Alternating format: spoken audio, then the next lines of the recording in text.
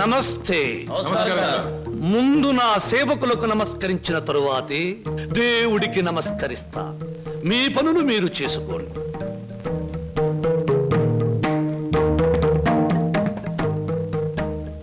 పరమేశ్వరా, నా ఈ 5 నక్షత్రాల హోటల్లో తింటున్నారు, తాగుతున్నారు, తిరుగుతూ ఉన్నారు, ఈతలు కొడుతున్నారు, గెంతుతూ ఉన్నారు. ఇది నా తప్పు కాదు. మనిషి కర్మకి, మానవ నాగరికతకి, నా వ్యాపారానికి సంబంధించింది. మనిషి పెరుగుతున్నాడు, మాట పెరుగుతుంది, కోరికలు పెరుగుతున్నాయి, సోకులు పెరుగుతున్నాయి. పెళ్లి కాకుండానే అమ్మాయిలకు డోకులు పెరుగుతున్నాయి. పెరిగే దాంతో పెరగటం, అందని వాటిని అందుకోవటం నాకు విస్కీతో పెట్టిన విద్య. పరమేశ్వర, ఇదంతా నీ ఒక్కడితో ఎందుకు చెబుతున్నారో తెలుసా? నీకు మాటలు రావు కనుక. శంభో శంకర.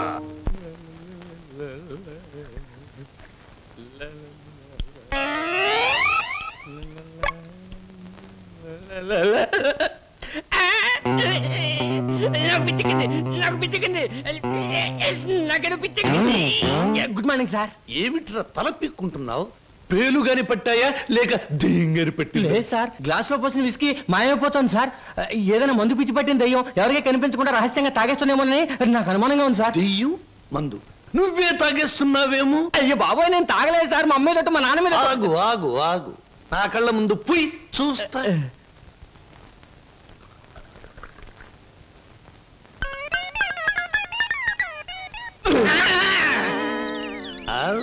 నాకు తెలుసురా నువ్వని.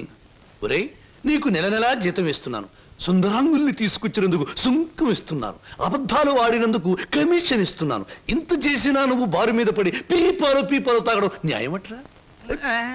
నేను దాటలేదండి.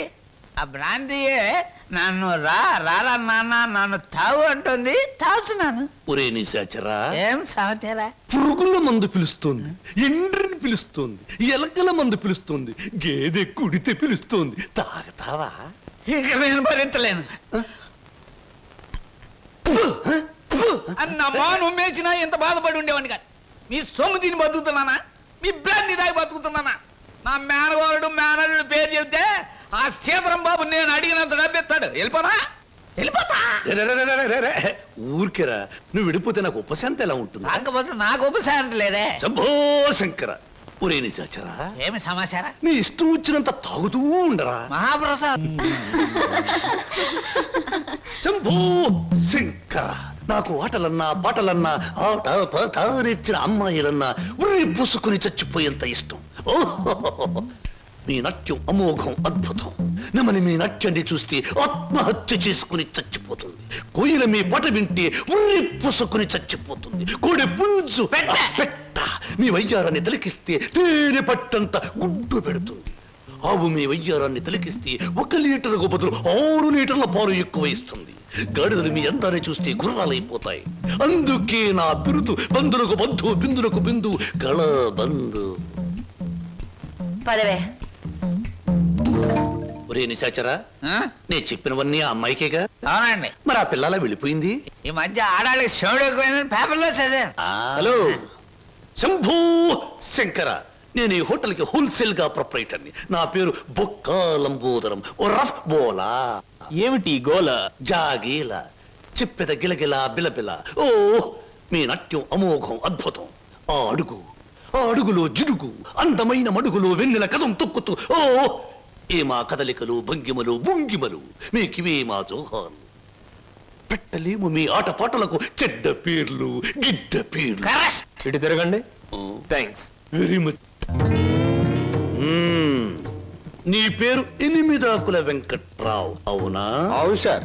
8 ఆకులు అని ఎందుకు పెట్టుకున్నావు? 7 ఆకులను ఎందుకు పెట్టుకోలే? నే చెబుతా. 7 ఆకులు చదివిన కంటే ఇంకో ఆకు ఎక్కువ చదువు ఉంటారు ఈ లోన్సం వాళ్ళు.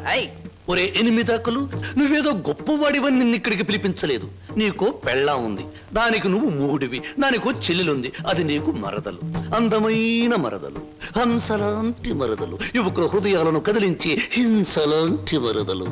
నువ్వు పరమహంసవి. ఆ మరదలికి పెళ్లి చేయలేకపోవడం పరమహింస లాంటిది. దానికి పెళ్ళి ఏంటండి? చూస్తాను ₹10 దొరికితే పెళ్లి చేస్తాను, లేదని నేనే కట్టేసుకుంటానండి. ఒరే ఎనిమిదాకుల వెంకట్రావు, ఇంకొక్కసారి ఆ కోత కూసావంటే నిన్ను ఎండుటాకులు చేసి అగ్గిపుల్ల గీసి ముట్టించేస్తే మాడి మసిపోతావు.